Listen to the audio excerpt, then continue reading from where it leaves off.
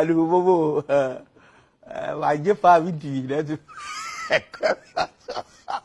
Mume wangu. Sasa mbona unipe hela ya mkaa?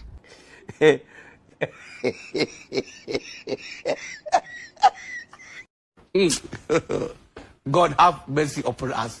Ebu sikia. Wewe nenda kakope. Fika pale waambie mtoto haramu ameniambia nije nikope mkaa, atakuja kulipa.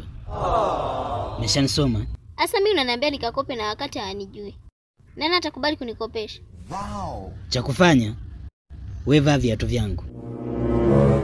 Fika pale sema mtoto haramu ameniagiza, ameniambia nije nikope mkaa.